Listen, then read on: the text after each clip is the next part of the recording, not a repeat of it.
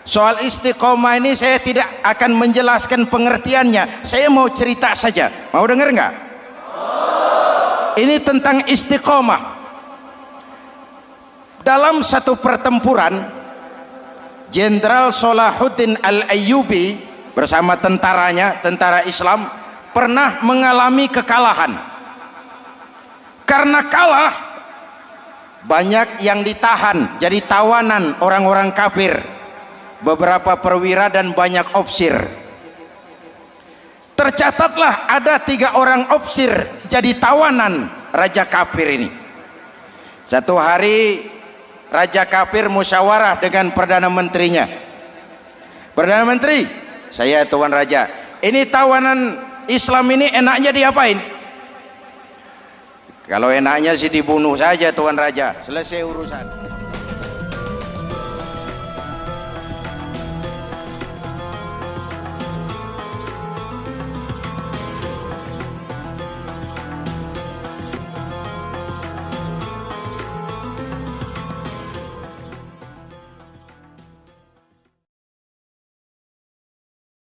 Assalamualaikum warahmatullahi wabarakatuh.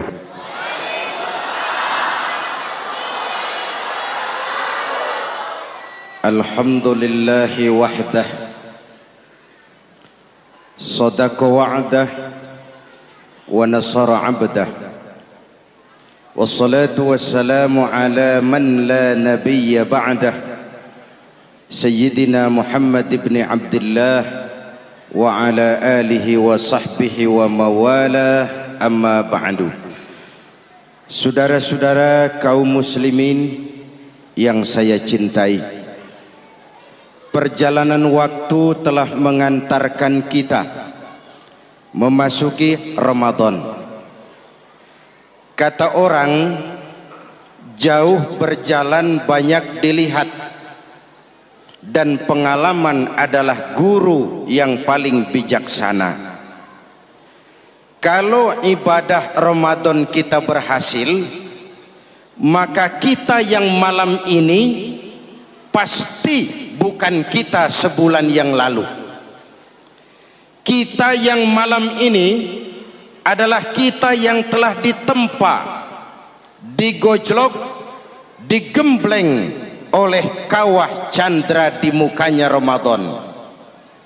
Dan setelah perjalanan panjang, perjuangan mengendalikan diri dan menahan nafsu, kita akan merayakan Idul Fitri. Apa yang harus kita laksanakan? Malam ini saya ingin sampaikan ayat 186 surah Al-Baqarah, di mana Allah menuntun kita.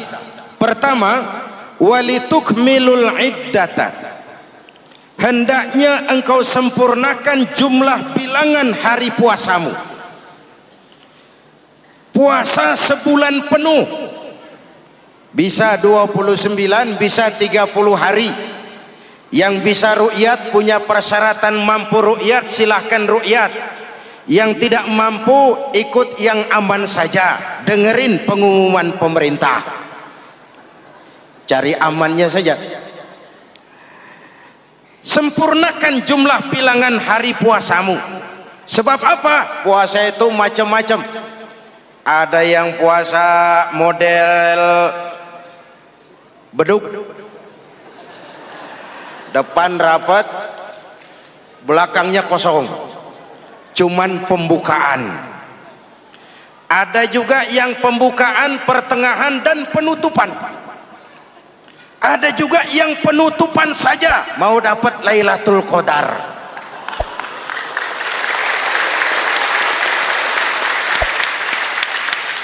Allah berpesan, walitukmilul iddata, sempurnakan jumlah bilangan hari puasamu. Puasa itu sebulan penuh. Setelah selesai itu, walitukabbirullaha ala ma hadakum, hendaknya engkau agungkan, engkau bertakbir, mengagungkan Allah yang telah memberikan hidayah kepadamu. Tidak ada takbiran sebelum selesai Ramadan. Walitukmilul iddata, itu dulu. sempurnakan jumlah bilangan hari puasamu. Selesai baru walitukabbirullah. Jangan lebaran masih seminggu sudah Allahu Akbar, Allah ngigo. Walitukmilul iddata, sempurnakan dulu jumlah bilangan hari puasamu. Ini adab. Selesai walitukabbirullah, baru engkau bertakbir, agungkan nama Tuhanmu. Kenapa? Ala ma hadakum, yang telah memberikan petunjuk dan hidayah kepada kita semua. Saudara, kalau bukan lantaran hidayah Allah, berat sebulan penuh enggak makan, lapar melilit perut, haus mencekik tenggorokan. Kalau bukan hidayah, berat melawan nafsu. Kalau bukan hidayah, berat melawan setan. Bagaimana enggak berat? Dia lihat kita, kita enggak lihat dia. Ini kan curang musuh begini. Semata-mata karena hidayah dari Allah. Intan paling mahal, mutiara paling berharga, tidak lain adalah hidayah. Saudara lihat dalam sejarah, kadang-kadang anak Nabi tidak dapat hidayah, tidak terpanggil mengikuti kebenaran. Kan'an, anak Nabi Nuh, betul? Kadang-kadang bapak Nabi tidak dapat hidayah. Azar, bapaknya Nabi Ibrahim. Ibrahim penegak tauhid, bapaknya produsen berhala. Kadang-kadang istri Nabi tidak mendapat hidayah, kafir, istrinya Nabi Lut. Kadang-kadang paman Nabi tidak dapat hidayah, ingkar, Abu Jahal, Abu Lahab, paman Nabi kita. Anak Nabi, bapak Nabi, istri Nabi, paman Nabi, hidayah tidak datang, mereka tidak terpanggil mengikuti kebenaran. Alhamdulillah, kita yang ponakan Nabi aja bukan.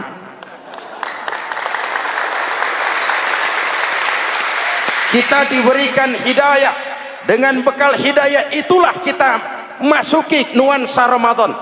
Berjuang melawan nafsu, membina takwa, melatih ridha, dengan lapar melilit perut, dengan haus mencekik tenggorokan. Allahumma lakasumtu, Tuhan, untuk engkau saya laksanakan ibadah ini. Oleh karena itu, jaga hidayah ini baik-baik, karena dia merupakan intan paling mahal, mutiara paling berharga dalam kehidupan kita. Diberikan kita kedudukan yang tinggi, alhamdulillah. Diberikan kita harta yang banyak, alhamdulillah. Tapi itu semua belum ada artinya ketimbang yang bernama hidayah.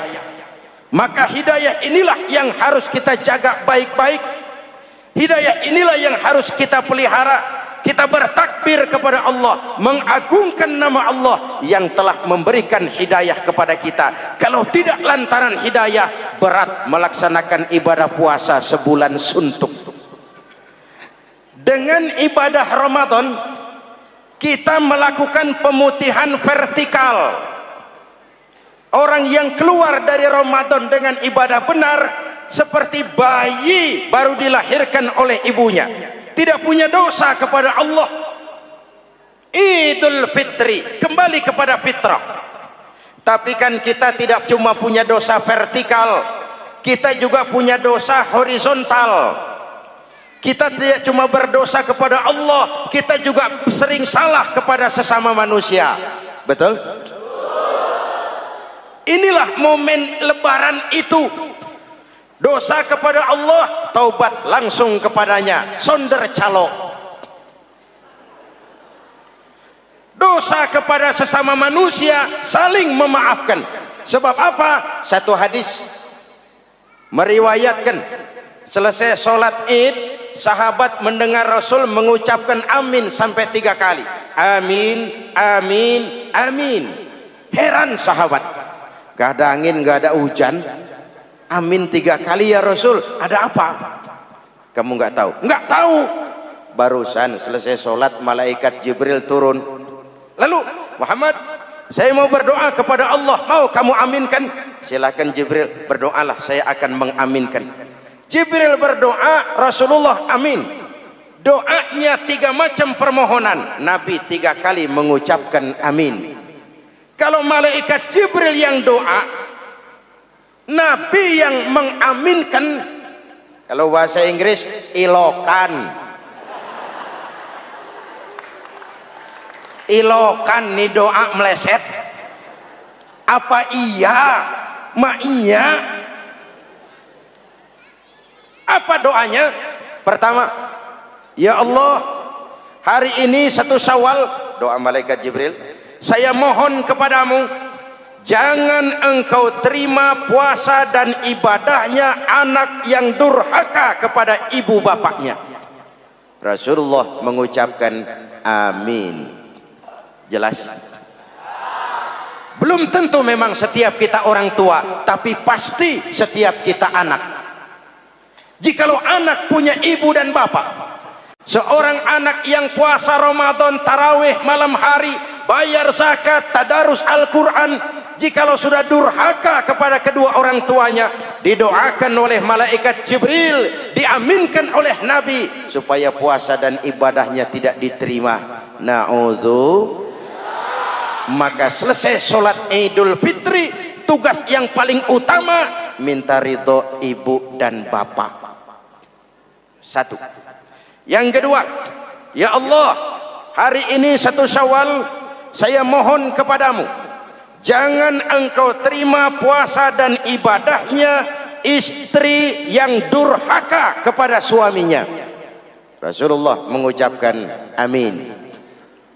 Jangan engkau terima puasa dan ibadahnya istri yang durhaka kepada suaminya. Ibu-ibu tanya, Pak, kalau suami yang durhaka sama istrinya bagaimana, Pak? Nah, ibu-ibu, Rasulullah tidak menjelaskan itu.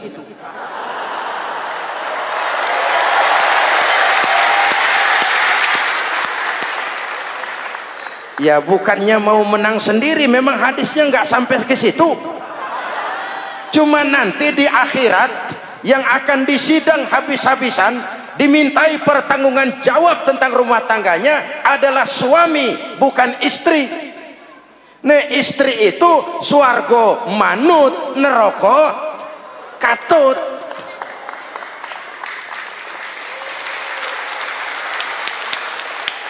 Yang ketiga, ya Allah, hari ini 1 Syawal, saya mohon kepadamu, jangan engkau terima puasa dan ibadahnya muslim yang tidak mau memaafkan sesama saudaranya muslim.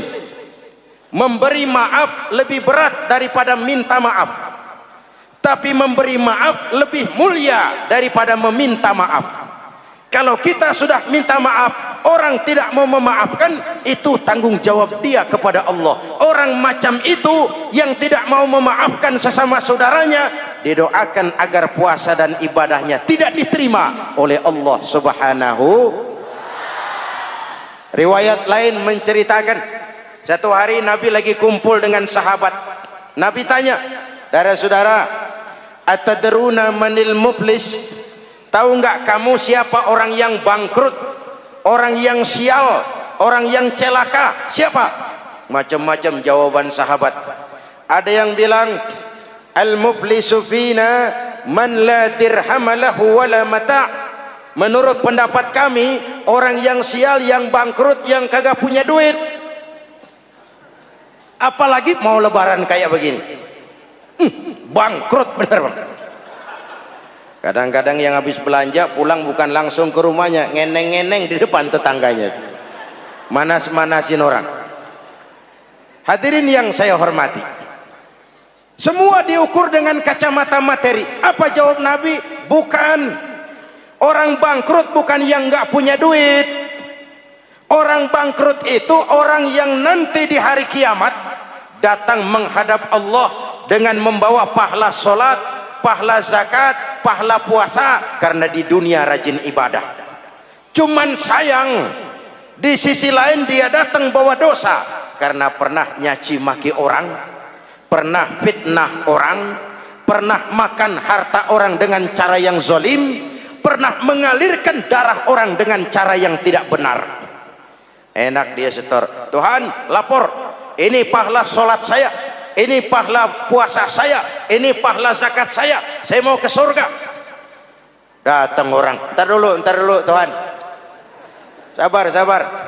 Ini orang memang di dunia rajin puasa, tapi saya pernah dicaci maki, lidahnya kotor, omongannya tajam, hancur hati saya oleh ucapannya. Panggil sini mas.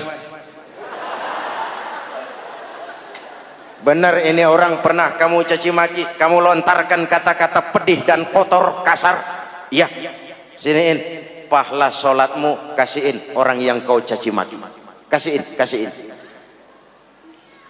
Selesai, berangkat lagi, datang lagi orang. Sebentar Tuhan, dia memang di dunia bayar zakat, tapi dia pernah makan harta orang dengan cara yang zalim, makan harta yatim. Jadi pengurus yatim yang lapar, pengurusnya yang pada kenyang.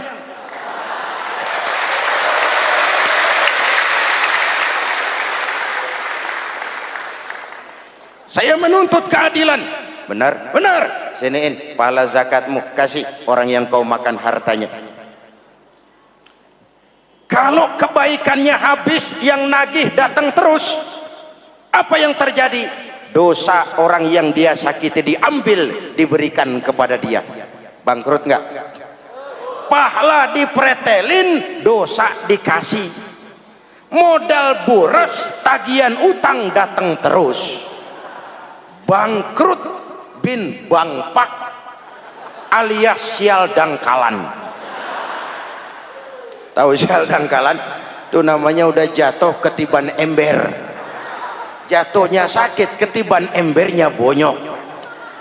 Kita tidak ingin jadi manusia yang rugi dan bangkrut. Karena itu, jikalau ibadah Ramadan memperbaiki hubungan kita kepada Allah, maka Idul Fitri dengan silaturahmi lebarannya memperbaiki hubungan antar sesama manusia, agar kita jangan termasuk golongan orang-orang yang bangkrut. Karena cuma baik hubungannya kepada Allah, tapi tidak baik hubungannya dengan sesama manusia. Ada orang yang pernah difitnah, ada orang yang pernah dicaci maki, ada orang yang pernah dijelek-jelekin, ada orang yang hartanya dia makan dengan cara yang zalim, ada orang yang dia alirkan darahnya, dia bunuh tanpa alasan yang benar. Itu semua akan jadi bebannya di akhirat nanti. Kalau dia menyangkut hakul adami, hak-hak manusia, maka kita harus minta maaf kepada yang bersangkutan. Rasul mengajarkan, ma min muslimaini yaltaqiyani fayatasafahani illa ghafarallahu dzunubahuma. Apabila dua orang Islam bertemu lalu bersalam-salaman, Allah hapuskan dosa yang terjadi di antara kedua orang itu. Jadi baik hubungan kita kepada Allah, jalur hablum minallah, dan baik juga hubungan kita dengan sesama manusia, hablum minan nas. Keduanya ternyata saling berkaitan. Saudara hadirin yang saya cintai, dengan begitu kita berusaha memperbaiki hablum minallah dan sisi lain hablum minan nas, agar kita tidak menjadi orang yang bangkrut di akhirat nanti. Bapak Ibu, saudara-saudara kaum muslimin yang berbahagia, memanfaatkan momentum Idul Fitri dalam kondisi negara kita sekarang ini. Indonesia kita ini kan masih sakit, betul? Multi krisis. Mula-mula kita ini kena krisis moneter, rupiah anjlok, dolar naik ke langit. Sampai pernah April 97 dolar mencapai 17 ribuan dari 2.500. Apa enggak kolab? Itu pasti bukan mainan rakyat kecil. Mereka yang dapat kredit BLBI rame-rame borong dolar.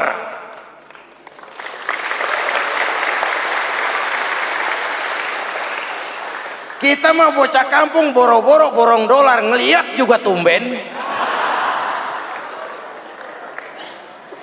Akibat krisis moneter muncul yang lebih makro, krisis ekonomi.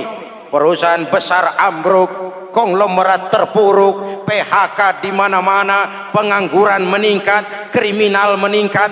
Seiring dengan itu muncul yang lebih parah, krisis kepercayaan.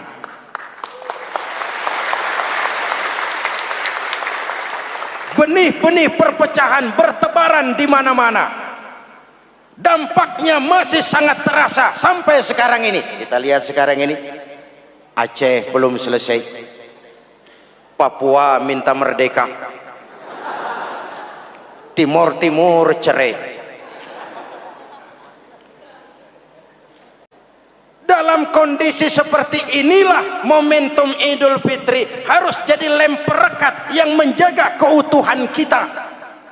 Sampai Rasulullah berpesan, ini 3 pesan utama beliau yang saya sampaikan malam ini. Pertama, silman qata'ak, bersilaturahmilah kau kepada orang yang marah denganmu.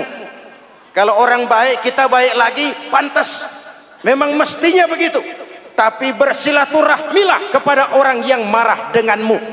Kita harapkan lebaran nih yang silaturahmi jangan cuman kita rakyat di kampung, tapi yang ngaku atau diakui sebagai pemimpin, para elit politik di atas saling bersilaturahmi.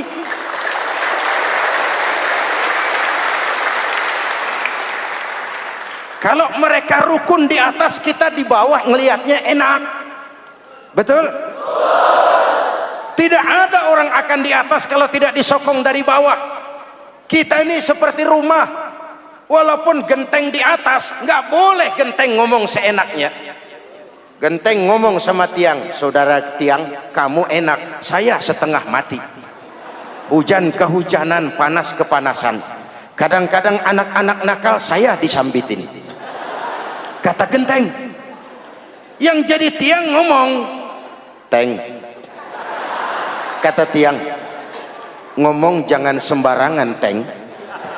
Kamu kira kamu bisa nongkrong di atas, itu gara-gara siapa, teng? Kan saya sokong dari bawah, kata tiang. Kalau saya miring, kamu ambruk, teng.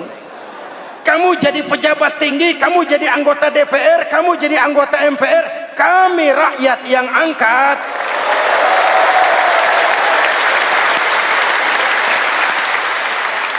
Jangan udah di atas pada berebut turu-turu dia melulu, capek rakyat. Ada yang jadi anggota dewan cuman pengen petatang peteteng, cari prestise dan gengsi. Ada yang cuma jadi trompet kekuasaan, pokoknya apa kata kekuasaan akur, setuju. Kekuasaan bilang, saudara-saudara, bumi ini lonjong, lonjong. Lalu rakyat dapat apa dari wakil kayak begitu? Inilah momentum Idul Fitri. Mari kita manfaatkan silaturahmi. Jangan mewarisi sifat dendam, karena dendam tidak akan menyelesaikan persoalan.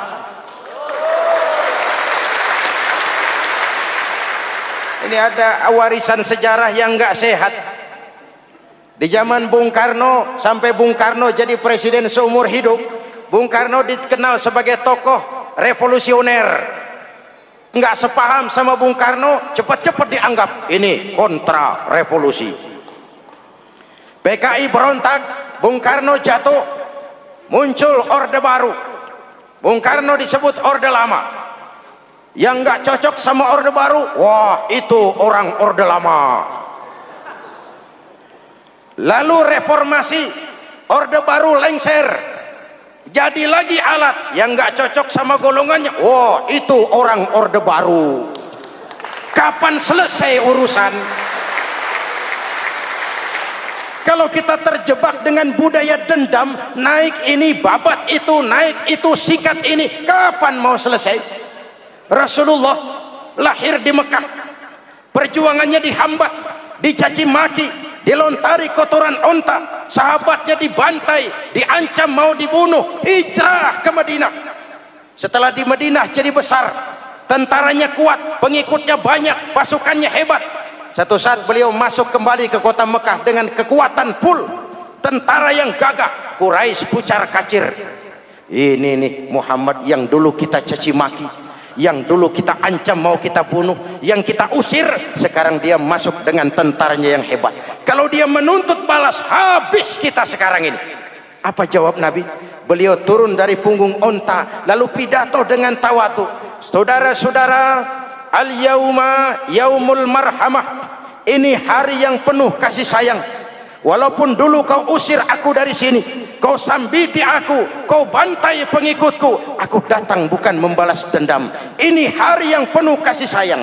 Tidak akan ada pertumpahan darah. Yang masuk Masjidil Haram aman, yang masuk rumah Abu Sufyan aman. Dihormatinya ketokohan Abu Sufyan di depan pengikutnya. Ini akhlak. Kenapa orang macam Mandela lebih bisa mencontoh Rasul daripada kita? Mandela yang 27 tahun mendekam dalam penjara, dia keluar tanpa bawa benih-benih dendam. Dia satukan Afrika Selatan, dia bimbing Afrika Selatan menuju kejayaan dan kemajuan. Kenapa Mandela yang tidak kenal Pancasila bisa lebih mencontoh akhlak Rasul ketimbang kita yang katanya orang-orang pengikut sunnah? Saya khawatir. Ya bukan berarti saya tidak setuju, hukum harus tetap ditegakkan. Tapi kalau terus cari kambing hitam, kambing hitam, kambing hitam, kapan kita dewasa? Semua usut, semua saya khawatir nanti pun satu saat Nabi Adam bakal diusut. Kenapa dia makan buah khuldi? Kita jadi keleleran di Lebak Bulus begini. Kalau enggak kan kita masih di surga aja. Mari kita dewasa, mari introspeksi. Silman kotoak. Mudah-mudahan nanti lebaran kita pengen lihat nih. Kalau yang di atas sudah pada satu, kita yang di bawah enak. Tapi kalau memang pada ribut juga, kita yang di bawah jangan ikut-ikutan. Nonton aja nonton. Giliran rame tepuk tangan. Oh, namanya elit susah ditebak. Nih hari dia berebut beda pendapat, ntar malam dia makan bareng. Kita di bawah udah kedongan ngasa golok. Kan berapa urusan? Sekarang udah nggak zamannya ngerahin masa. Sekarang adu argumen, biar rakyat tentukan mana yang lebih pantas. Hadirin yang saya hormati, silman kotoak, bersilaturahmilah kepada orang yang marah denganmu. Momentum Idul Fitri harus meredam keberingasan, harus mencuatkan semangat persatuan dan kesatuan. Udah capek kita diobok-obok. Yang kedua, wa'atiman haramak. Ini masalah kepedulian. Berikan orang yang bakhil kepadamu, sampai orang yang pelit pun kasih. Kepedulian. Banyak anak-anak yatim kita, janda-janda tua. Kalau yang muda sih nggak usah dipikirin. Dewan penyantunnya udah banyak aja. Orang-orang jompo. Mungkin baju kita sudah kurang berharga di lemari kita, tapi sangat berharga ketika kita berikan kepada orang lain. Berbagi rasa. Jangan ada yang lapar di samping yang senyum. Jangan ada yang menangis di samping yang tertawa. Hadirin, yang ketiga, wa'fu amman zalamak. Maafkan orang yang berlaku zalim kepada dirimu. Maafkan orang yang berlaku zalim. Jangan mewarisi sifat dendam, karena Ramadan sudah melatih kita. Tidak akan menyelesaikan persoalan. Dengan semangat ini, maka persatuan, kesatuan, kerukunan dan kekompakan akan lebih mudah kita wujudkan. Kita ingin Indonesia esok lebih baik daripada sekarang ini. Amin. Dan tentu saja kita berharap banyak dari para pemimpin-pemimpin kita. Semoga lebih bersikap sebagai negarawan, bukan hanya sebagai politisi. Karena jujur saya ingin berkata, reformasi memang telah melahirkan politisi, tapi belum banyak melahirkan negarawan. Negarawan adalah orang yang ngayomi seluruh rakyat. Sekarang rakyat cuma di atas namakan, biar banyak banget. Kalau tidak mendukung dia, dianggap bukan rakyat. Biar dikit banget kalau pendukungnya, itulah rakyat sejati. Ini pemimpin model apa kayak begini?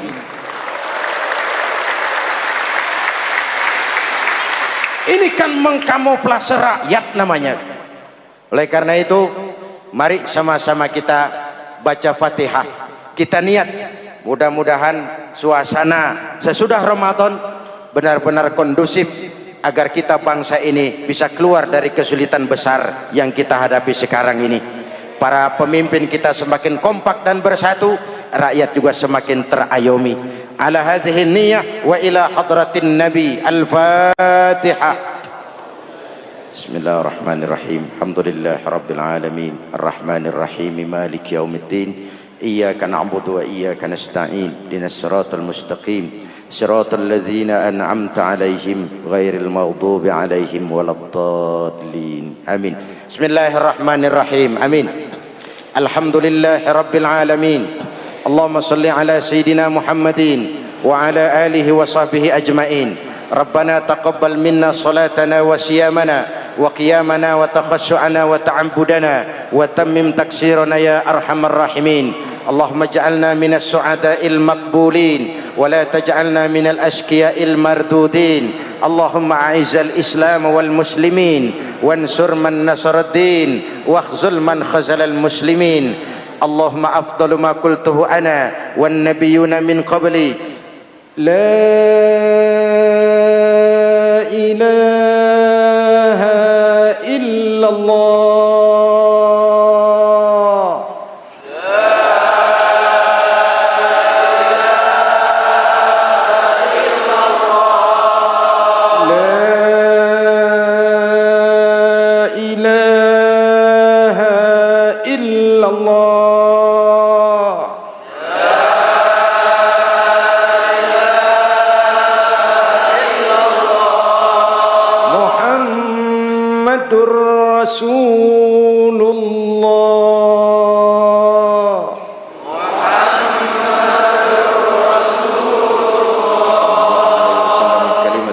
عليها نحيا وعليها نموت وعليها نبعث إن شاء الله من الآمنين برحمتك يا أرحم الراحمين.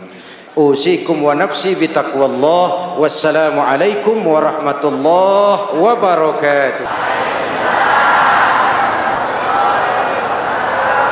السلام عليكم ورحمة الله وبركاته.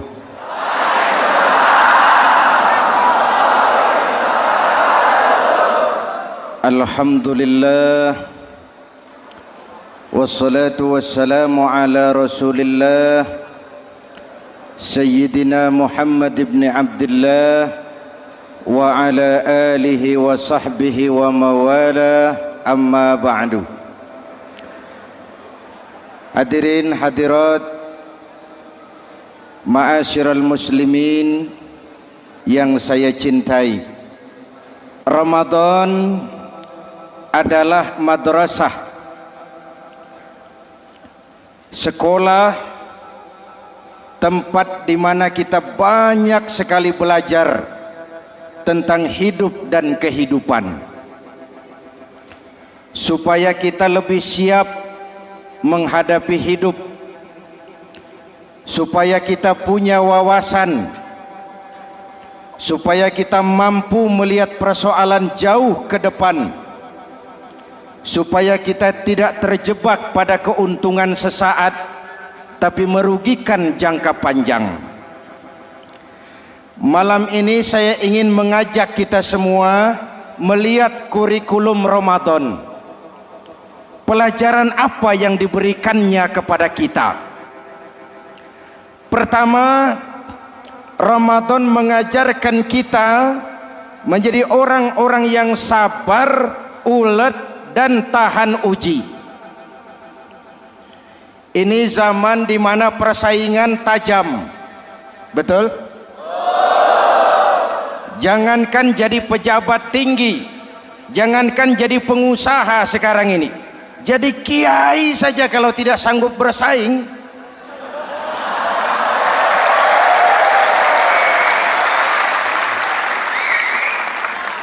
ini bahasa kasar tapi jujur.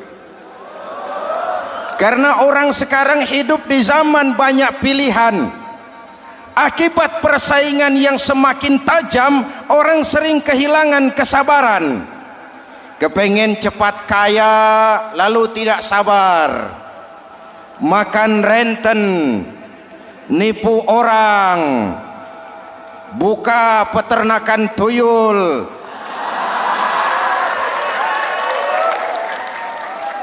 korupsi. Sekarang ini kan lagi santer Bulog Gate jilid 2. Rupanya memang tajam uang Bulog itu. Bulog sudah memakan salah seorang mantan ketuanya, Bedu Amang. Bulog sudah memakan seorang presiden.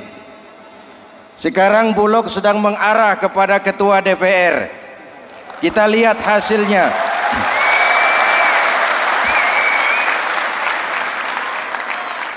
Tentu saja kita prihatin, karena kita tahu ekonomi kita sedang sulit. Hutang melilit leher, tetapi pada sisi lain kita melihat enak saja uang mengalir puluhan miliar untuk sesuatu yang tidak terkait dengan kepentingan rakyat.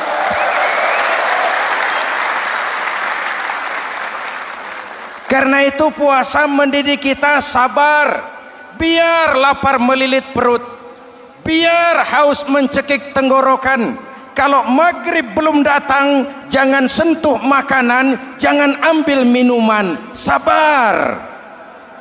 Betul? Ada waktunya. Lalu lintas itu macet karena kendaraan besar tidak mau ngalah, kendaraan kecil tidak tahu diri. Betul? Antrian di pasar kacau karena yang sudah dapat nggak mau minggir, yang di belakang dorong-dorong. Betul? Dimanapun antrian kacau, Bung. Kalau yang sudah dapat mau dapat lagi, yang nunggu kelamaan, akhirnya dorong-dorongan, kacaulah kehidupan sosial. Puasa melatih kita sabar. Karena sebagai bangsa kita punya latar belakang sejarah. Kita ini bangsa yang ditempa oleh segala macam kesulitan. Kita 350 tahun dijajah Belanda, sulit. Setelah merdeka kita dirongrong oleh berbagai macam pemberontakan, susah. Lalu PKI berontak, susah lagi. Lalu berdiri Orde Baru, lama-lama susah lagi. Orde Baru selesai, muncul reformasi, masih susah juga. Kita bangsa yang ditempa oleh kesulitan, bangsa yang tahan bantingan, bukan bangsa yang cengeng.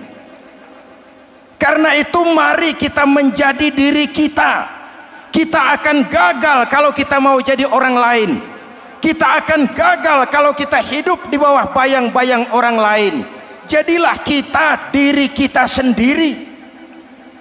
Sabar, ulet, dan tahan uji. Inilah kurikulum pertama dari pelaksanaan ibadah puasa. Sehingga dengan dibekali sifat sabar, kita bisa mengendalikan diri. Manusia hebatnya ya. Ayo kita banding-bandingkan malaikat, binatang, manusia. Malaikat tidak diberi nafsu, hanya diberi akal. Kalau malaikat tidak pernah salah, wajar. Jibril nggak pernah korupsi ayat. Ah, ini ada ayat bagus, saya pakai sendiri saja ini. Tidak. Malaikat maut tidak pernah salah address mencabut nyawa orang yang belum waktunya mati. Tidak pernah. Dan itu wajar. Malaikat makhluk tanpa alternatif. Secara instinktif dia diciptakan untuk taat. Sebaliknya binatang diberi otak tapi tidak diberi akal. Binatang hanya diberi nafsu. Kalau binatang tiap hari salah, wajar. Ayam kalau sudah datang syahwatnya, tidak usah menoleh ini banyak orang apa tidak. Betul? Kuda keliling kota tidak pakai celana, tenang saja. Betul? Dan wajar, namanya juga binatang. Sedangkan manusia diberikan akal dan diberikan nafsu. Tiap hari terjadi perjuangan. Kadang akal menang, kadang nafsu yang menang. Ketika akal menang, kita lebih tinggi dari malaikat. Ketika nafsu yang menang, kita lebih rendah daripada binatang. Hadirin yang saya cintai, Itu pelajaran pertama, sabar, ulet, tahan uji. Lalu pelajaran yang kedua, melahirkan sikap istiqamah, punya stabilitas temperatur batin, istilah sekarang. Soal istiqamah ini saya tidak akan menjelaskan pengertiannya, saya mau cerita saja. Mau dengar nggak? Ini tentang istiqamah. Dalam satu pertempuran, Jenderal Salahuddin Al-Ayyubi bersama tentaranya, tentara Islam, pernah mengalami kekalahan. Karena kalah, banyak yang ditahan jadi tawanan orang-orang kafir, beberapa perwira dan banyak opsir. Tercatatlah ada 3 orang opsir jadi tawanan raja kafir ini. Satu hari raja kafir musyawarah dengan perdana menterinya. Perdana menteri, saya tuan raja, ini tawanan Islam ini enaknya diapain?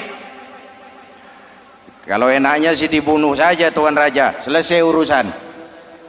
Soal bunuh sih gampang perdana menteri.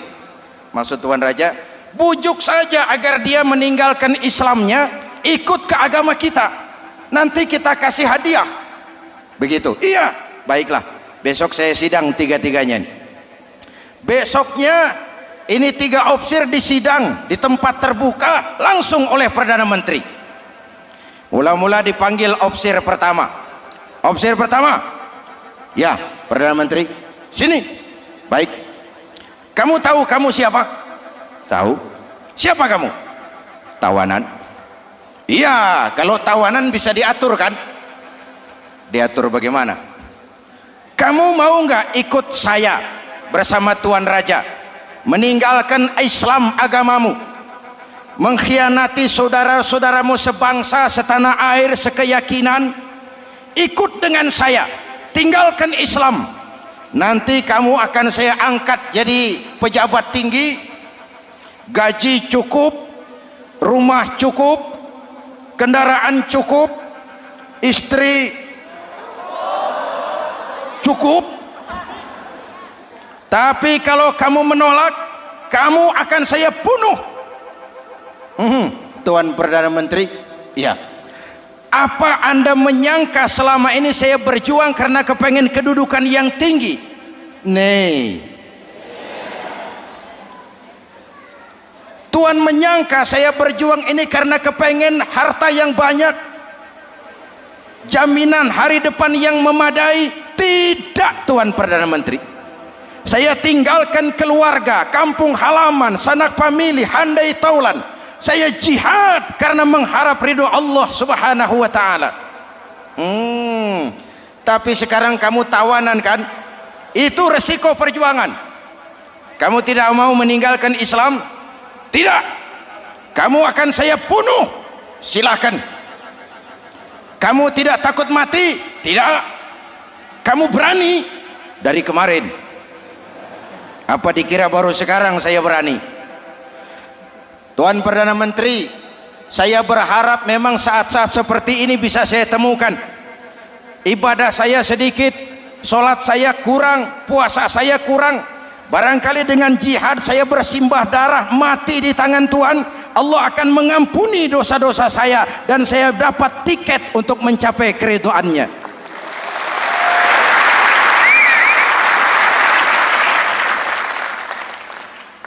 Gila kamu, biarin. Kalau ini Tuhan anggap gila, saya bisa berbuat lebih gila dari ini. Saya bunuh kamu, bunuh. Algojo dipancung, deal.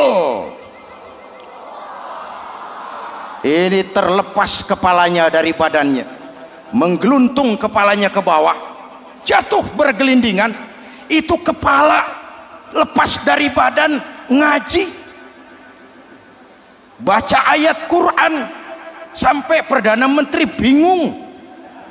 Minggir, ini ada kepala ngaji.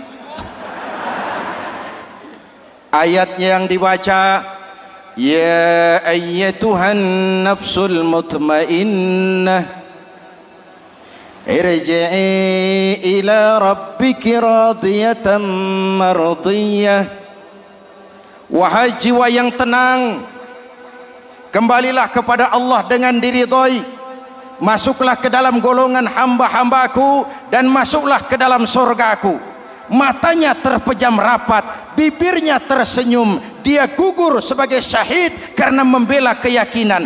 Dia istiqamah, tidak goyah oleh tawaran jabatan dan kedudukan yang tinggi.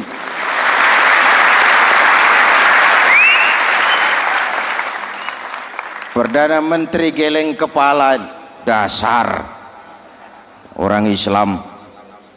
Panggil opsir kedua. Opsir kedua. Ya, Perdana Menteri, kamu sudah lihat temanmu yang barusan? Sudah. Mati kan? Mati. Kamu bagaimana? Mau tetap berjuang untuk Islam atau ikut kami? Jabatan tinggi, kedudukan tinggi, rumah tinggi, bagaimana? Atau mau mati seperti teman kamu barusan? Sudah kamu pikir? Sudah, Perdana Menteri. Sudah apa? Sudah, jangan banyak omong.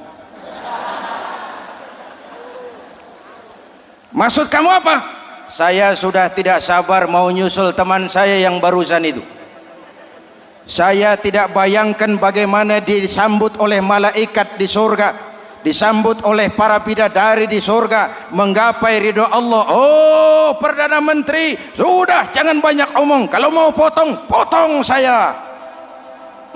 Perdana Menteri bilang ini lebih gila dari yang pertama itu. Yang pertama masih mau diajak ngomong, ini malah langsung minta disembelih. Ayo Algojo, potong, potong lagi. Deal. Terpisah lagi kepalanya dengan badan, jatuh ke bawah, menggeluntung, ngaji lagi. Ayatnya yang dibaca, wujuhun yawma izin nadirah ila rabbiha nazirah. Muka mereka hari itu berseri-seri kepada ridho Allah. Mereka memandang, bibirnya senyum, matanya terpejam, dan dia ajal dengan husnul khatimah, mendapat syahid karena teguh punya keyakinan, istiqamah dalam perjuangan, tidak goyang, tidak mencela dan mencele.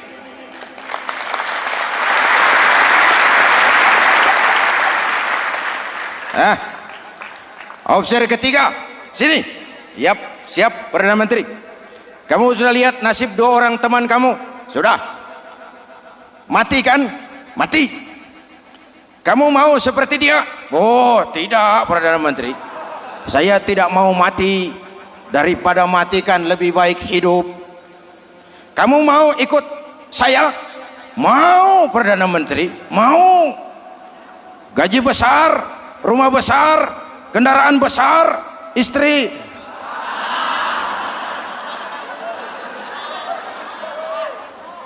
Mau Perdana Menteri, saya mau. Daripada tidak jadi apa-apa, kan lebih baik jadi apa-apa. Daripada tidak punya apa-apa, kan lebih baik punya apa-apa. Oh, jadi kamu selama ini berjuang karena mau cari apa-apa? Iya. Bagus. Nanti saya musyawarah sama raja. Kamu diangkat jadi bupati di mana? Tunggu ya. Perdana Menteri laporan, Tuan Raja. Ya. Ini opsir ketiga kelihatannya baik ini. Dia mau mengkhianati teman-temannya, sebangsa, setanah air, sekeyakinan. Mengkhianati bangsanya, meninggalkan agamanya. Dia mau ikut kita. Kita angkat jadi pejabat, di mana dia? Raja senyum. Oh, soal angkat mengangkat sih gampang Perdana Menteri. Cuma saya pikir-pikir opsir ketiga ini kok tegel-tegelin. Kok sampai hati ya? Temannya sendiri, seiman, sekeyakinan, sebangsa, setanah air dikhianati karena mengejar jabatan, harta, kedudukan. Orang itu Perdana Menteri kalau sudah mau mengkhianati saudaranya sendiri, apalagi orang lain.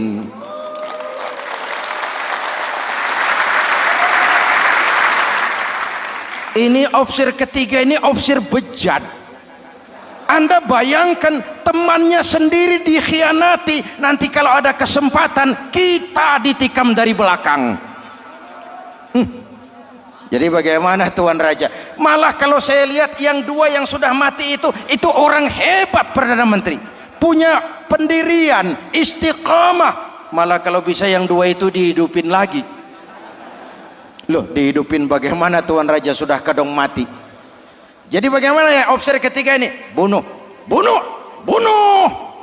Buat apa piara benalu jadi duri di kaki nanti? Bunuh. Baik, Perdana Menteri kembali. Opsi ketiga, siap Perdana Menteri. Saya jadi bupati di mana? Bupati modar sampean. Loh, saya mau dibunuh. Bunuh. Katanya kalau ikut agama Tuhan, meninggalkan agama kami, saya akan jadi pejabat tinggi. Kamu opsi bejat, kamu tidak punya pendirian. Saudaramu sendiri seagama kamu khianati, apalagi orang lain potongan kayak kamu jadi pejabat, rusak negara ini.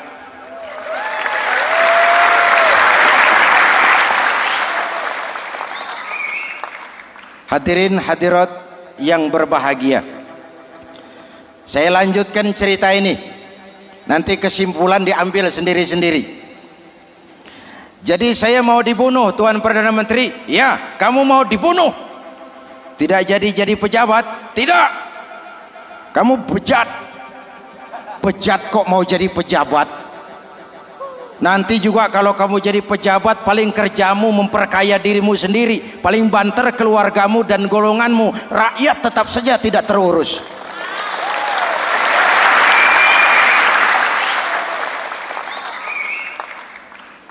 Paling-paling kamu kalau sudah jadi pejabat tinggi, kerjamu cuma membuka, meresmikan, berkunjung, meresmikan, membuka, meresmikan, berkunjung. Lah kapan kamu ngurus rakyatnya? Bejat kamu. Jadi saya dibunuh, bunuh. Iyalah, kalau mau dibunuh ya saya bunuh, tapi saya mau Islam lagi ah. Terserah, mau Islam lagi mau tidak, kamu tetap akan dibunuh. Iya, saya mau Islam lagi. Ayo cepat. Iya Pak, saya mau syahadat dulu. Cepat. Iya Pak, asyhadu macet lehernya. Ayo cepat. Iya Pak, asyhadu tidak bisa mengucap syahadat. Ayo cepat. Iya Pak, asyhadu tidak tuntas mengucap syahadat, golok algojo keburu sampai di lehernya. Deal. Darah mancur, pisah kepala dengan badan, menggeluntung ke bawah. Ngaji lagi. Wong dia bekas santri, masih bisa ngaji. Cuma ayat yang dibaca lain sama dua temannya tadi. Ayat yang dibaca, afaman haqqa alaihi kalimatul azab, afaman haqqa alaihi kalimatul azab, afa anta tunkizu man finnar. Ini ayat yang dibaca. Orang yang memang sudah dapat vonis akan mendapat azab, bisakah kamu menyelamatkan dia dari neraka? Bertahun-tahun berjuang di bawah bendera Islam untuk kejayaan Islam, di akhir hayatnya dia tergoda oleh kedudukan dan harta, oleh jabatan dan pangkat. Ia bergeser, imannya rapuh, hilang istiqomahnya, ditinggalkan agamanya, dan dalam keadaan begitu dia mati, dia su'ul khatimah. Na'udzu. Hadirin, apa guna saya ungkapkan ini? Mari kita belajar, perlu stabilitas temperatur batin. Saya sering katakan, berapa banyak orang waktu di bawah teriak-teriak berantas korupsi, ganyang korupsi, sikat korupsi, cuma karena belum dapat kesempatan. Begitu dapat kesempatan, korupsinya lebih gila dari yang dia teriaki. Betul? Waktu di bawah rajin baca ayat kursi, dapat kursi lupa sama ayat. Betul? Betul? Ini yang memerlukan sikap istiqamah, konsisten.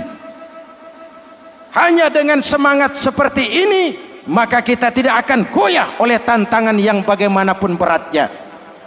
Hadirin yang saya muliakan, Allah berjanji orang-orang yang beriman kemudian beristiqamah, tatanazzalu alaihimul malaikatu alla takhafu wala tahzanu, akan turun kepada mereka malaikat seraya berkata, kamu tidak usah takut, kamu tidak usah sedih. Allah akan memberikan pertolongan kepada orang-orang yang istiqamah. Ayo kita tetap istiqamah melaksanakan ibadah hanya kepada Allah Subhanahu wa ta'ala.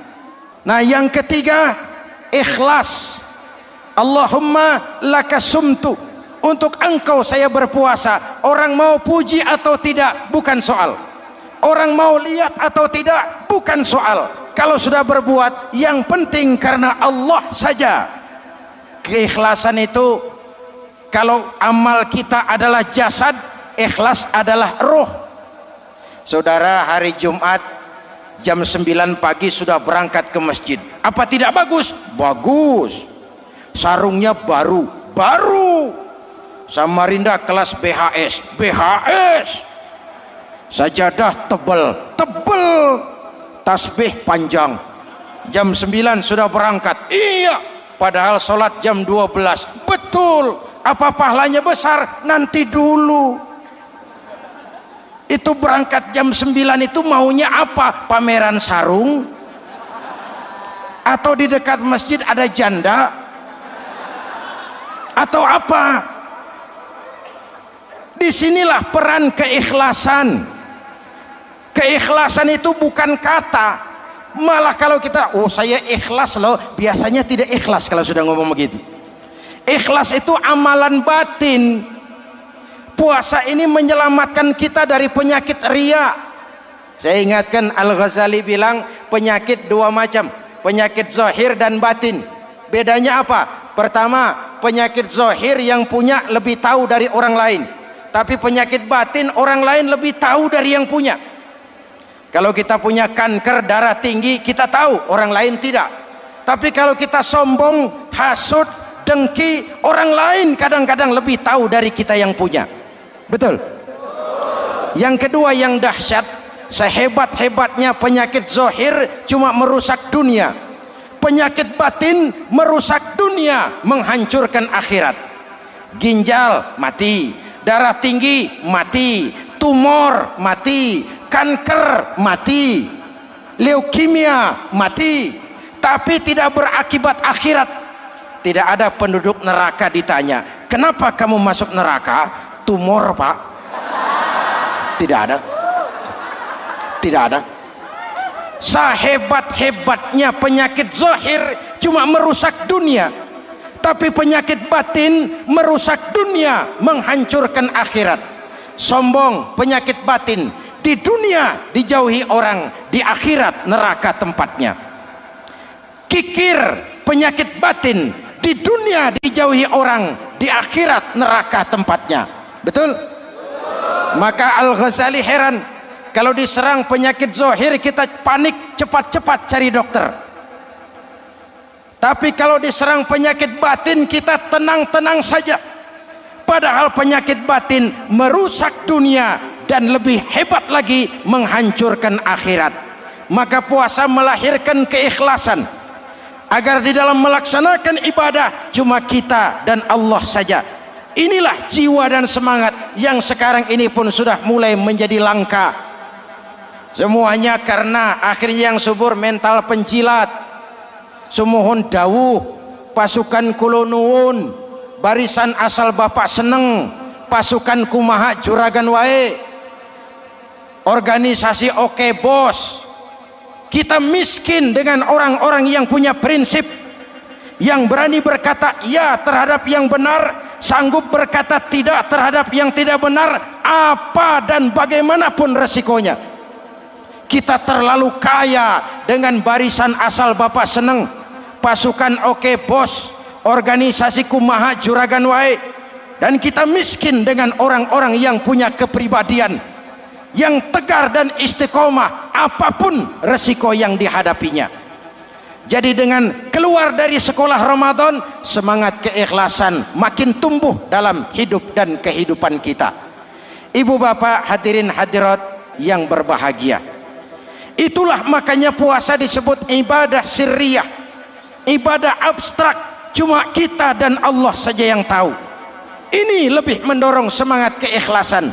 Kata Imam Al-Ghazali, "An-nas kulluhum mauta illa al-alimun wal alimuna niyamun illa al-amilun wal amiluna mughtarruna illa al-mukhlisun." Manusia itu mati kecuali orang yang berilmu.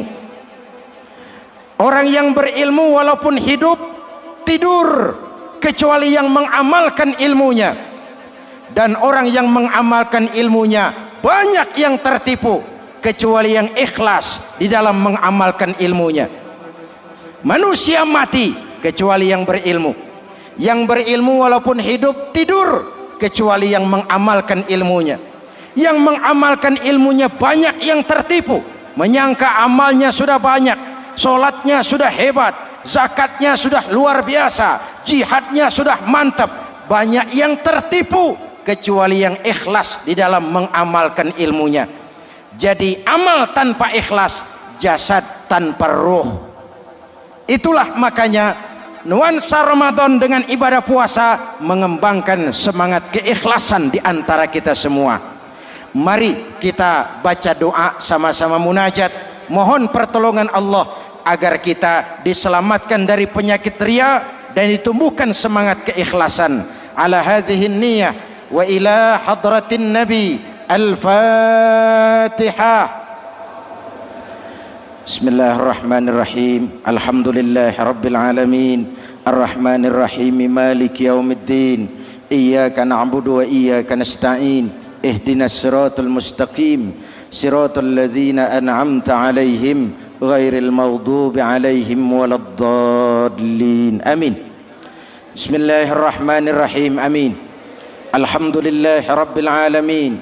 Allahumma salli wa sallim mubarak ala sayyidina Muhammadin wa ala alihi wa sahbihi ajma'in. Allahumma ja'al jam'ana hadha jam'an marhuma wa tafarruqana min ba'dihi tafarruqan ma'suma. Allahumma ja'al jam'ana hadha jam'an mashkura wa tafarruqana min ba'dihi tafarruqan maghfura.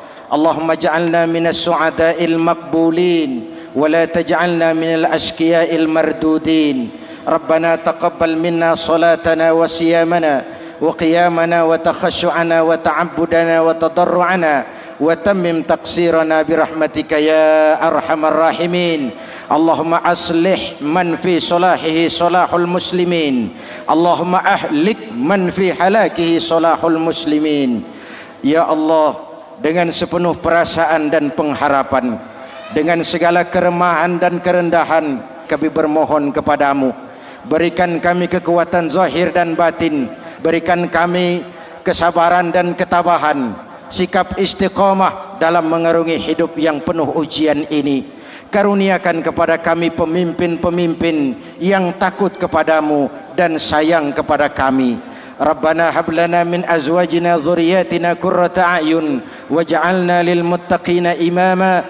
Afdalu ma qultuhu ana wan nabiyyuna min qabli. La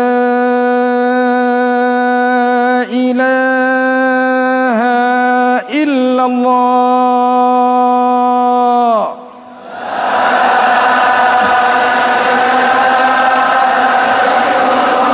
La ilaha illallah.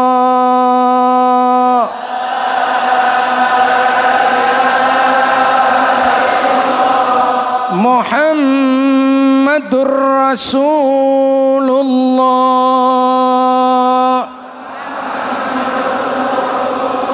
Amin. Kalimatu haqqin 'alaiha nahya wa 'alaiha namut wa 'alaiha wa biha nub'atsu insyaallah minal aminin. برحمتك يا أرحم الراحمين. صلى الله على سيدنا محمد وعلى آله وصحبه أجمعين. سبحان ربك رب العزة عما يصفون، سلام على المرسلين والحمد لله رب العالمين. السلام عليكم ورحمة الله وبركاته.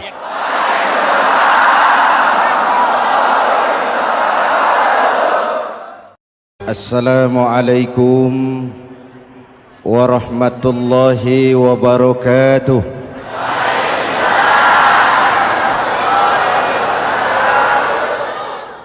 Alhamdulillah wassalatu wassalamu ala Rasulillah Sayyidina Muhammad ibn Abdullah wa ala alihi wa sahbihi wa mawala, amma ba'du. Saudara-saudara kaum muslimin di seluruh tanah air, hari-hari pada minggu akhir Ramadan kita bersama-sama menyaksikan sebuah fenomena tentang pindahnya kegiatan umat dari masjid ke pasar, dari masjid ke terminal, dari masjid ke stasiun, dari masjid ke bandara.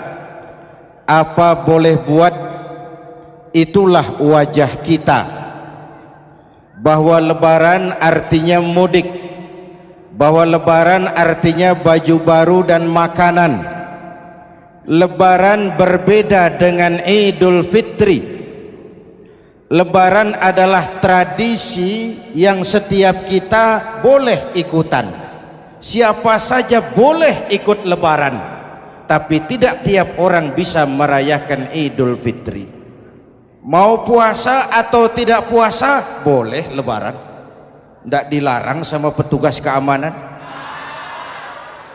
Mau ibadah Ramadan atau tidak melaksanakan ibadah Ramadan boleh ikut lebaran, tapi tidak berarti merayakan Idul Fitri, karena selalu ada kos dari apa saja yang kita lakukan. Saya mau cerita, mau dengar nggak? Ada dokter gigi, dokter baru. Satu sore praktek, pasiennya 4 orang nunggu duduk jejeran. Dipanggil pasien pertama, diperiksa, berlubang giginya, dicabut tanpa dibius. Namanya dokter baru. Pasien ini teriak, aduh sakit dok, tidak kuat, sakit. Teriakannya keras sekali. Pasien yang 3 orang yang nunggu gemeter, lari semua. Sudah saya dicabut, diobati, selesai, tanya, sudah selesai dok? Sudah mas. Berapa biayanya? 200.000. Loh, biasanya kan 50.000, kok 200.000? Biasanya sih memang 50.000, tapi siapa suruh kau teriak? Yang 3 lari.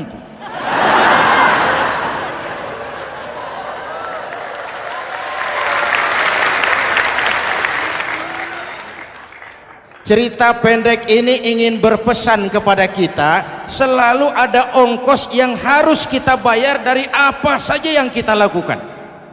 Mau ibadah atau tidak, mau jadi orang baik-baik atau jadi bajingan paling tengik, mau berbuat salah atau berbuat soleh, selalu ada kosnya, selalu ada ongkosnya. Kita bicara kembali kepada fitrah, Idul Fitri. Bagaimana caranya? Pertama saya ingin mengutip bagian pendek dari ayat 185 Al-Baqarah. Walitukmilul iddata walitukabbirullaha ala ma hadakum wala'allakum tashkurun. Ada 4 hal dari cuplikan ayat pendek ini. Pertama, walitukmilul iddata, hendaknya engkau sempurnakan jumlah bilangan hari puasamu. Berpuasa sebulan penuh. Sebulan penuh itu bisa 29, bisa 30. Pak, kalau beda pendapat bagaimana? Ada yang lebaran tanggal 5, ada yang lebaran tanggal 6. Hadirin, bagi yang punya kemampuan berijtihad silahkan melakukan ru'yatul hilal. Bagi yang tidak, lebih aman ikut pesan Nabi. Apa pesan Nabi? Fa iza ikhtalaftum fa alaikum bisawadil a'zam ma'al haqqi wa ahlihi. Kalau kamu berbeda pendapat, ikut golongan terbanyak yang benar dan ahlinya. Jadi walaupun banyak, kalau tidak benar dan bukan ahlinya, tidak usah ikutin. Banyak benar dan ahlinya. Contoh, 100 insinyur berbeda pendapat dengan 10 kiai tentang doa kunut. Yang diikuti pasti 10 kiai, bukan 100 insinyur. Betul? Atau sebaliknya, 10 insinyur berbeda dengan 100 kiai tentang konstruksi jembatan. Yang diikuti tentu 10 insinyur, benar dan ahlinya. Maka yang paling aman, kita punya departemen agama. Departemen agama punya ahli dari MUI, dari Nahdlatul Ulama, dari Muhammadiyah, dari Al-Wasliyah, dari Syarikat Islam, dikumpulkan melakukan ru'yatul hilal. Yang paling aman, dengeri saja pengumuman departemen agama.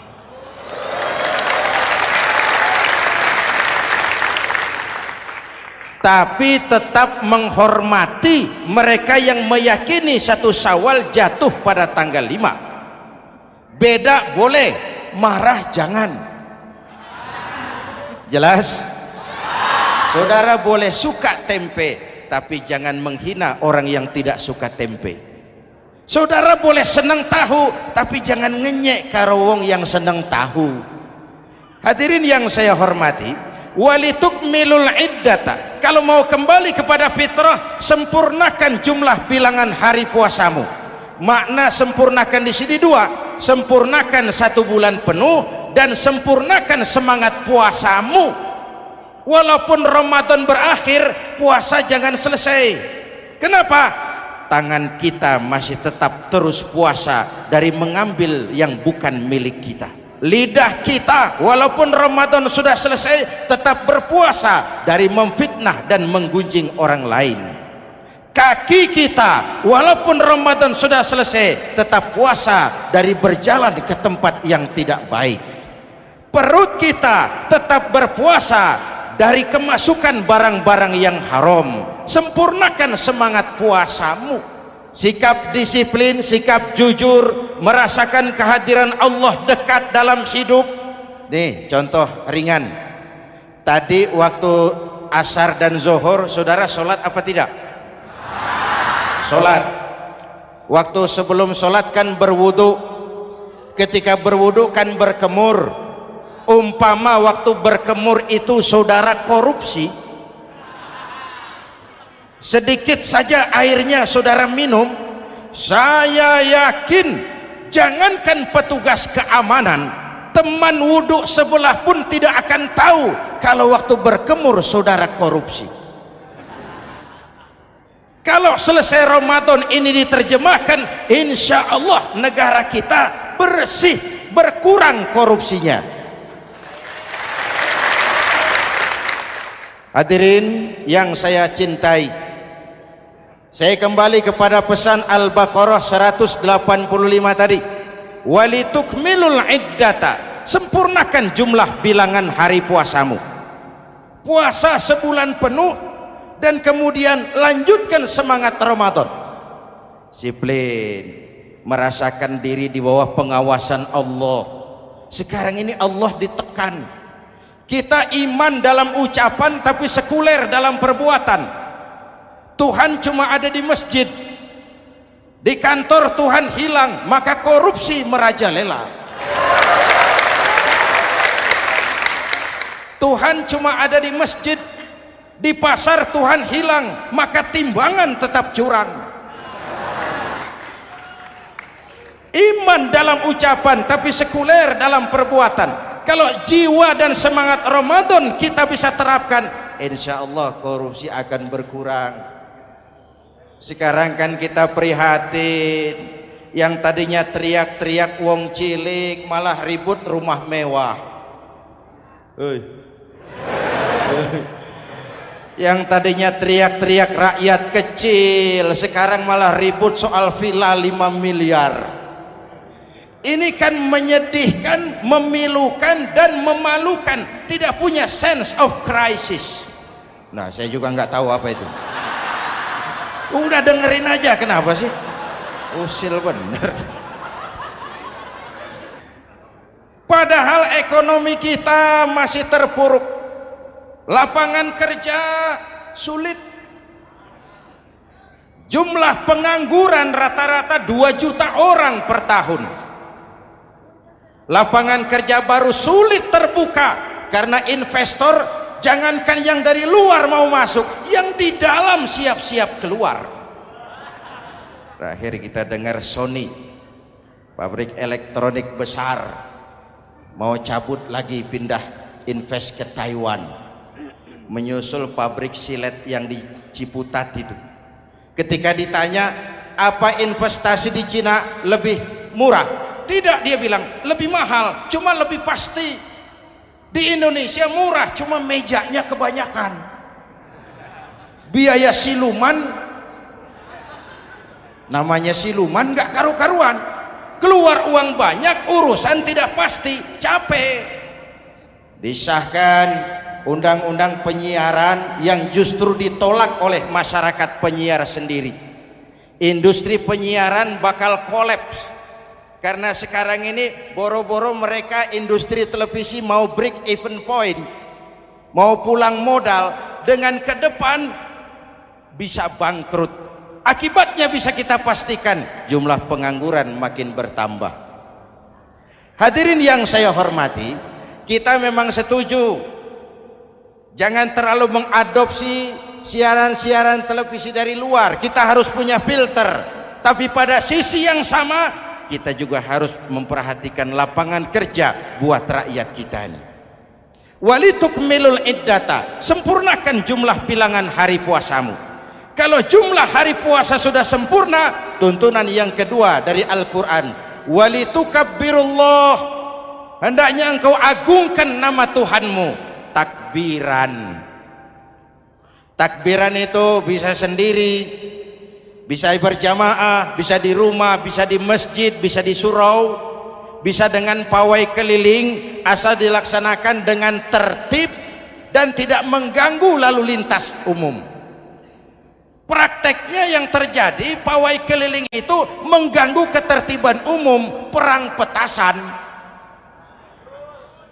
mengganggu lalu lintas, terjadi macam ada yang takbiran bawa bendera partai. Innalillahi wa inna ilaihi raji'un. Ini takbir politik. Hadirin yang saya hormati, kalimat takbir dalam kondisi kita, saya ingatkan kepada satu ungkapan Bung Tomo. Bung Tomo, pelaku sejarah, tokoh 10 November yang dikenal sebagai Hari Pahlawan, dalam satu pidatonya saya ingat pernah berkata, andai kata tidak ada kalimat takbir, ini ungkapan Bung Tomo, andai kata tidak ada kalimat takbir, saya tidak tahu dengan apa saya harus menggerakkan putra-putra terbaik bangsa untuk bangkit berjuang melawan penjajah.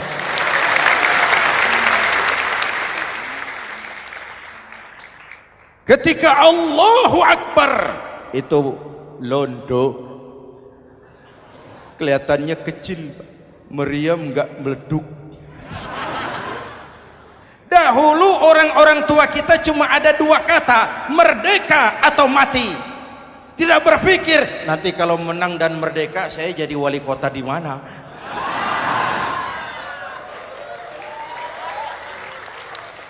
Kalimat takbir, bangsa ini harus bangkit dari keterpurukan. Bangsa ini harus bangkit mengejar ketinggalan-ketinggalannya. Bangsa ini tidak boleh terpuruk terus, dan semangat takbir harus menjiwai kita. Tidak ada capek dalam perjuangan, tidak ada puas dalam upaya. Keberhasilan cuma pengantar ke arah keberhasilan yang lebih baik lagi. walitukabbirullah, hendaknya engkau agungkan nama Tuhanmu. Nama Allah menjadi motivasi besar dalam kehidupan kita. Ini pesan Quran Al-Baqarah 185. Pesan kedua, setelah sempurnakan jumlah bilangan hari puasamu, agungkan nama Tuhanmu. Takbiran. Kalimat takbir sendiri kalau kita lihat pada kalimatnya ada kata la ilaha illallah wahdah sadaqa wa'dah wa nasara 'abdah wa a'azza jundah wa hazamal ahzaba wahdah. Tidak ada Tuhan selain Allah, esa, tidak beranak, tidak diperanakan, wahdah, tidak bisa diumpamakan dengan apapun. Sadaqa wa'dah, Allah yang maha menepati janjinya. Wa nasara 'abdah, Allah yang maha menolong hambanya. Kalau bukan kebesaran Allah, berat berjuang Ramadan ini melawan musuh yang tidak nyata. Puasa itu kalau olahraga golep. Benar Pak, kalau tinju lawannya kelihatan. Betul. Sepak bola musuh kelihatan, bulu tangkis kelihatan, golf siapa musuhnya?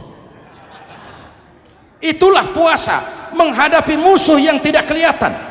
Itu lebih berat daripada perjuangan mengangkat senjata, lebih berat daripada berjuang mengorbankan harta. Tapi kalau di bulan Ramadan saja Rasulullah menang dalam perang Badar, itu harus jadi sumber motivasi. Dengan kalimat takbir, dengan keagungan Allah, bangsa Indonesia harus bangkit dari keterpurukan. Ibu bapak hadirin yang saya hormati, jadi bukan akhir Ramadan lalu sibuk beli baju. Boleh, tapi bukan itu yang utama. Laisal id bilibasin jadid walakinnal id bita'atin yazid. Idul Fitri bukan pakaian baru. Idul Fitri adalah ketaatan yang meningkat, yang telah ditempa, digojlok, digembleng oleh Ramadan. Jadi kalau Ramadan rajin baca Quran, lalu selesai Ramadan sayonara Quran, latihan tidak berhasil. Ramadan rajin ke masjid, selesai Ramadan selesailah ke masjid. Awal Ramadan full house sampai ke halaman, akhir Ramadan cuma imam berdua tikar. Masjid kembali senyap, padahal masjid adalah pusat kegiatan umat. Saudara lihat dari sejarah, ketika hijrah ke Madinah, Rasul singgah di Kuba. Apa yang beliau lakukan? Membangun masjid. Ketika sampai di Madinah, kesibukan pertama beliau apa? Mencari rumah dinas? Bukan.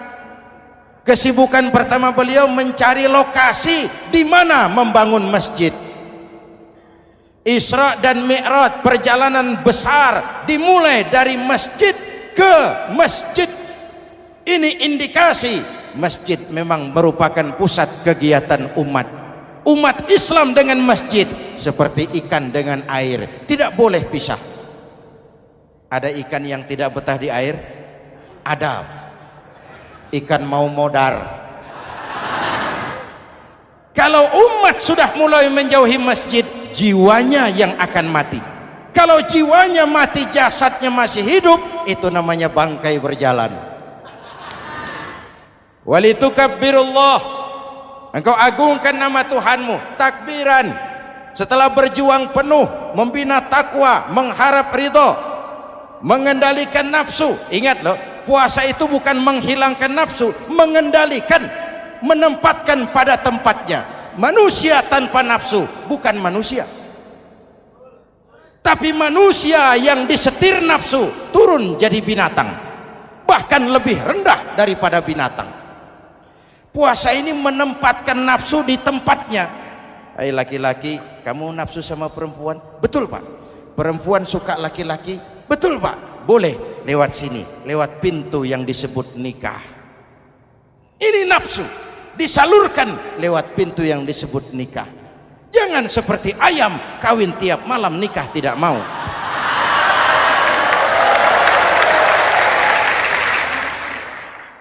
Manusia nafsu kepada materi, kepengen kaya, iya Pak, boleh. Usaha yang halal, jual beli yang halal. Wa ahallallahu al-bai'a wa harrama riba. Allah halalkan jual beli. Jangan ingin kaya lalu makan renten, ingin kaya lalu korupsi, ingin kaya lalu buka peternakan tuyul. Manusia ingin berkuasa, boleh, tapi tetap punya etika dan moral. Jangan ingin berkuasa lalu fitnah, ingin berkuasa lalu mengadu domba orang, ingin berkuasa lalu menghalalkan segala cara.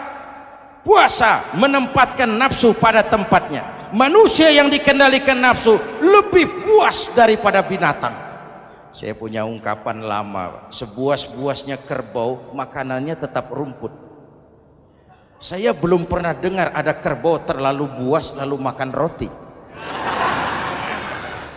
Betul? Tapi manusia kalau sudah dikendalikan nafsu, manusia bukan cuma makan nasi, aspal, semen, kertas, minumnya solar, jauh lebih buas daripada binatang. Inilah puasa, arep nguwong ke wong, agar manusia itu jadi dirinya, fitrahnya, jangan dikendalikan oleh nafsu. Kita ini sudah diciptakan fi ahsani taqwim. Masya Allah. Hadirin, yang ketiga pesan Al-Baqarah 185 tadi, setelah sempurna jumlah bilangan hari puasa, lalu mengumandangkan takbir, membayar zakat fitrah. Kenapa itu kita lakukan? Mengagungkan nama Allah, ala ma hadakum. Agungkan nama Allah yang telah memberikan hidayahnya kepadamu. Masya Allah nih, hidayah, kita bersyukur. Hidayah ini hak prerogatif Allah, diberikan kepada siapa saja yang dikehendaki oleh Allah. Kita bisa lihat dalam sejarah, ada anak Nabi tidak mendapat hidayah, tidak terpanggil mengikuti kebenaran yang disampaikan oleh bapaknya, namanya Kan'an, putra Nabi Nuh. Ada ayah Nabi bernama Azar, ayah Nabi Ibrahim, putranya penegak tauhid, ayahnya produsen berhala.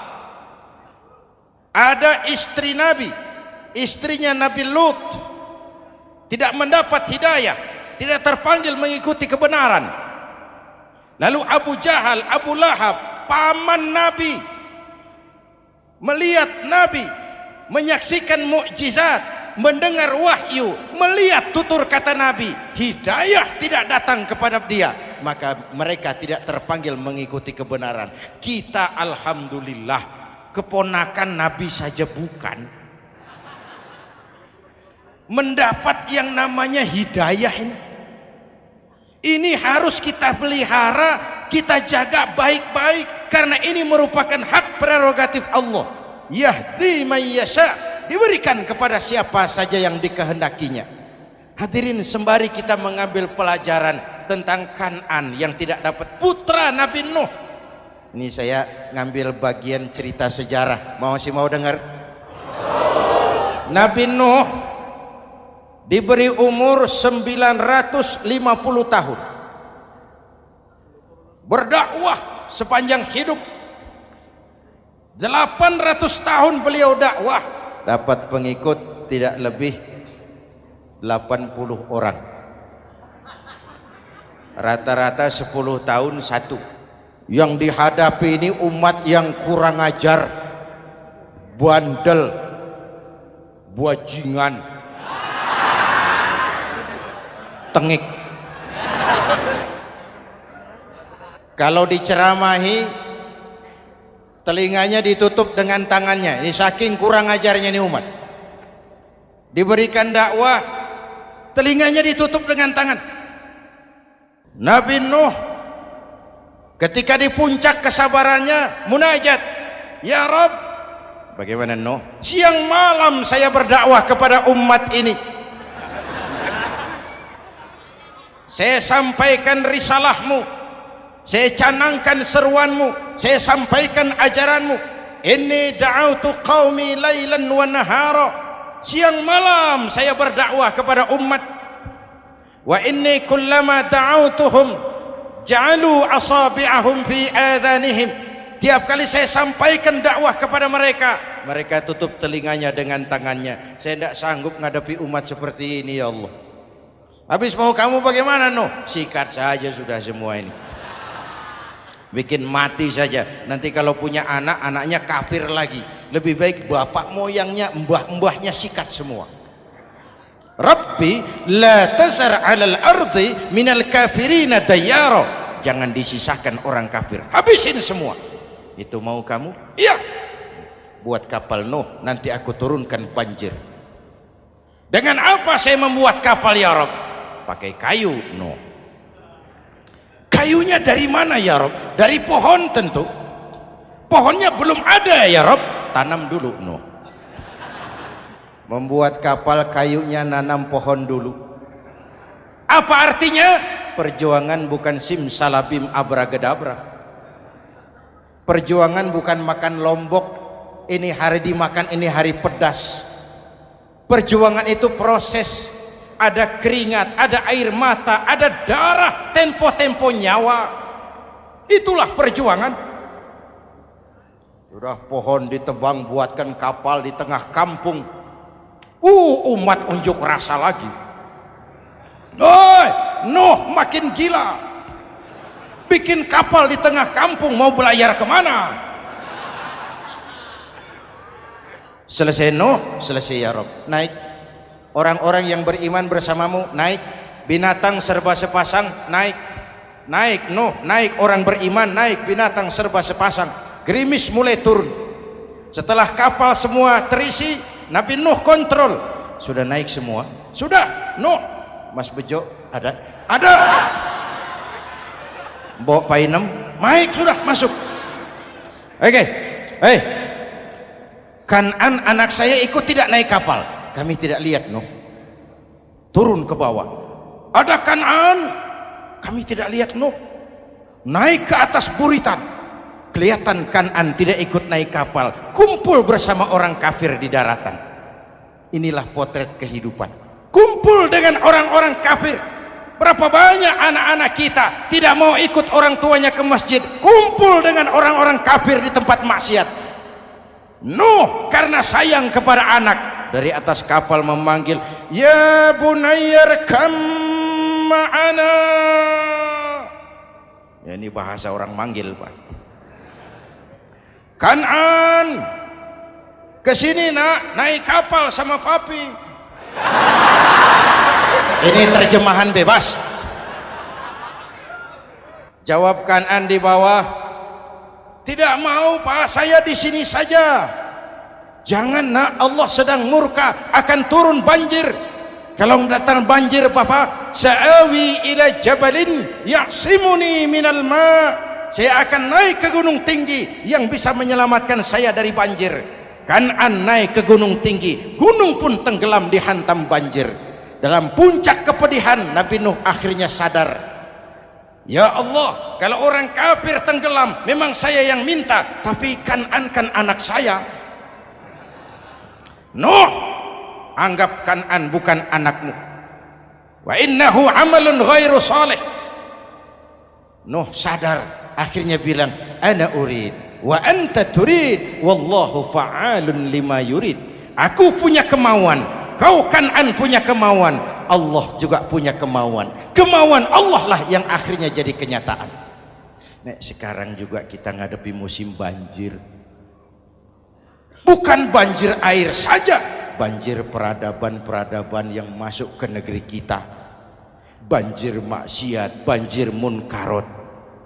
Kalau kita sudah ke masjid, kita sudah naik kapal, tolong kontrol anak-anak kita, tolong kontrol tetangga kita. Ayo naik kapal, banjir.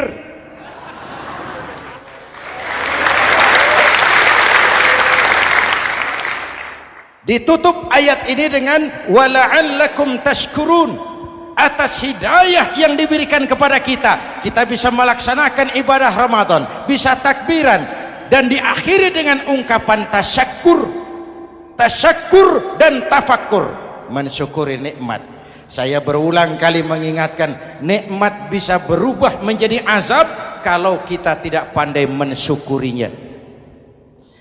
Bayangkan Pak, tahun 87-an kita itu jadi negara yang berswasembada pangan. Beras kita cukup untuk rakyat kita. Sekarang kita jadi pengimpor beras terbesar. Kita beli beras ke Vietnam, kita beli beras ke Thailand, ke negara-negara yang lebih kecil dari kita. Kenapa? Karena sawah kita tanami gedung dan beton. La in syakartum la azidannakum wa la in kafartum inna adzabi lasyadid. Kalau kamu bersyukur, aku tambah nikmat. Kalau kamu ingkar, tidak pandai bersyukur, awas, azabku pedih. Maka ungkapan saya, orang kaya bisa masuk surga karena hartanya, orang kaya bisa masuk neraka juga karena hartanya. Syukur apa tidak syukur? Pejabat bisa masuk surga karena jabatannya, pejabat banyak yang masuk neraka juga karena jabatannya. Syukur apa tidak syukur?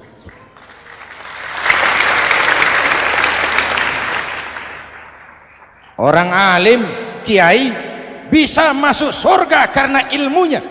Orang alim pun bisa masuk neraka lebih dulu dari penyembah berhala juga karena ilmunya. Syukur apa tidak syukur? Kasih jabatan sebagai pemimpin lalu menyadari sayyidul qaumi khadimuhum. Pemimpin suatu umat adalah pelayan bagi umat itu. Pelayan harus melayani, bukan minta dilayani. Selama ini kita memandang jabatan itu jalan pintas menuju kaya.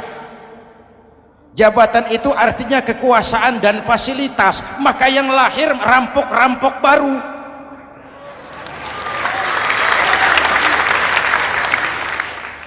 Jabatan adalah alat untuk pengabdian di tengah rakyat yang sedang susah, di tengah negara yang sedang terpuruk.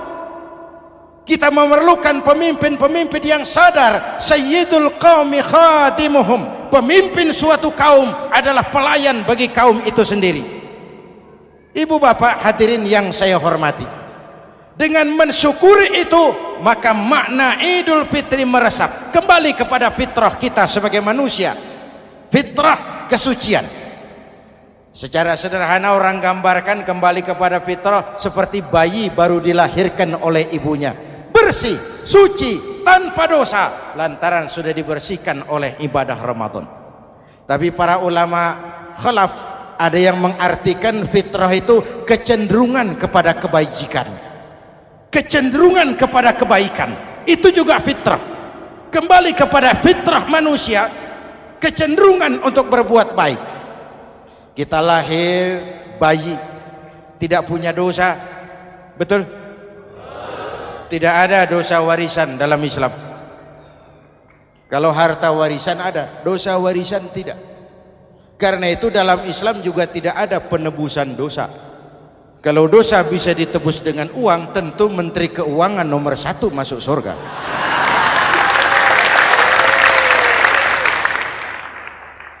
Dosa dalam Islam ditebus dengan taubat, langsung kepada Allah, sonder calo. Hadirin yang saya hormati, kembali kepada fitrah seperti bayi baru dilahirkan oleh ibunya, bersih, tidak punya dosa kepada Allah lantaran sudah dibersihkan oleh ibadah Ramadan. Soalnya kemudian kita kan tidak hanya bersalah kepada Allah, kita ini juga bergaul dengan sesama manusia, betul? Sebuah hadis, sahabat ditanya oleh Rasul, atadruna manil muflis? Saudara-saudara, tahu kamu siapa orang yang bangkrut? Oh Rasul, orang bangkrut yang tidak punya uang, orang bangkrut yang tidak punya harta. Salah kata Rasul, innal muflisa min ummati, yang bangkrut dari golongan umatku, yang besok di hari kiamat datang menghadap Allah dengan membawa pahala solat, membawa pahala zakat, membawa pahala haji, membawa pahala sedekah pada satu pihak. Sementara pada sisi yang lain sebelah kiri orang ini juga datang membawa kesalahan karena pernah mencaci maki orang, pernah memfitnah orang, pernah memakan harta orang dengan cara yang zalim. Satu sisi bawa kebajikan, sisi lain bawa kesalahan. Kalau ini yang terjadi, bagaimana nasib kita? Kata Nabi, Tuhan, ini pahala solat saya, ini solat yang wajib, ini yang sunnah, rawatibnya, nawafilnya. Datang orang, sebentar Tuhan, apa? Dia memang rajin solat, tapi saya pernah dicaci maki, hancur nama saya, remuk hati saya. Di dunia saya tidak bisa membalas karena dia lebih berkuasa. Sekarang saya menuntut keadilan. Betul? Iya Tuhan. Sini pahala solatmu, kasih orang yang kau caci maki. Tuhan, ini pahala puasa saya yang wajib Ramadannya, sunnah 6 hari Syawalnya, Senin Kemisnya. Ini Tuhan. Datang lagi, sebentar Tuhan. Kenapa? Dia memang rajin puasa, tapi saya pernah difitnah tanpa benar, dicorengkan arang ke dahi, hancur nama saya karenanya. Saya menuntut keadilan karena di dunia waktu itu cuma banyak pengadilan tapi tidak ada keadilan. Benar? Benar. Ini pahala solatmu, kasih orang yang kau fitnah. Tuhan, ini pahala zakat saya. Datang lagi, Tuhan, dia memang suka zakat tapi korupsinya lebih besar dari zakatnya. Nuntut keadilan. Sini pahala zakatmu kasih.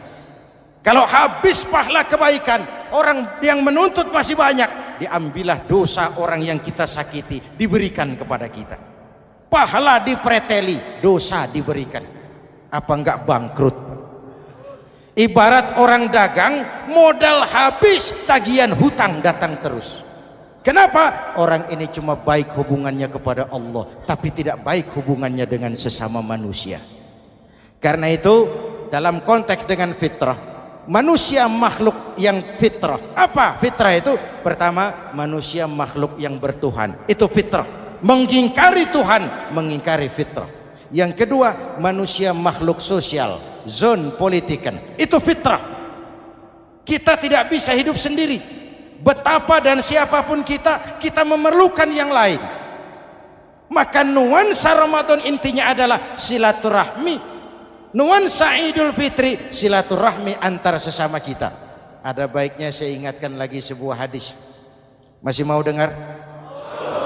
Selesai sholat Id, sahabat mendengar Rasul mengucapkan amin 3 kali. Amin, amin, amin. Ya Rasul, ada apa? Tadi turun Jibril selesai sholat, mau berdoa. Muhammad, aku mau mohon kepada Allah, mau kau aminkan? Silahkan Jibril. Jibril doa, Rasul amin. Doanya 3 macam permohonan, maka Rasul 3 kali mengucapkan amin. Kalau sudah Jibril yang doa, Rasul yang amin, apa iya doanya ditolak? Apa isi doanya? Yang pertama, ya Allah, doa malaikat Jibril, hari ini 1 Syawal, waktu itu doanya, saya mohon kepadamu, jangan engkau terima puasa dan ibadahnya anak yang durhaka kepada ibu bapaknya. Rasul mengucapkan amin. Renungan buat kita.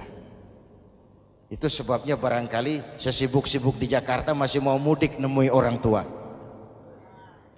Yang kedua, ya Rabb, saya mohon kepadamu, jangan engkau terima puasa dan ibadahnya istri yang durhaka kepada suaminya. Amin. Kedengaran Bu? Ada ibu-ibu tanya, Pak, kalau suami yang durhaka sama istrinya bagaimana? Hadisnya tidak menjelaskan itu, Bu.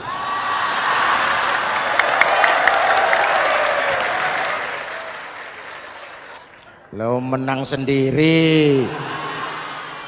Yang jelas suami itu presiden rumah tangga, dimintakan tanggung jawab tentang istrinya. Nah istri swargo manut neraka kadut. Ketika pulang Isra Mi'raj saja Rasul bercerita, aku diperlihatkan neraka. Neraka ya Rasul? Iya. Lalu aku lihat isinya kok kebanyakan perempuan. Perempuan. Laki bagaimana? Laki juga tidak sedikit. Cuma kebanyakan perempuan. Ya Rasul, apa mereka tidak sholat? Sholat. Apa mereka tidak ngaji? Oh, rajin mereka sama suaminya. Kenapa banyak mereka di sana? Rasul senyum dan menjawab, hunna yakfurnal asir. Umumnya perempuan kurang bisa terima kasih sama suaminya.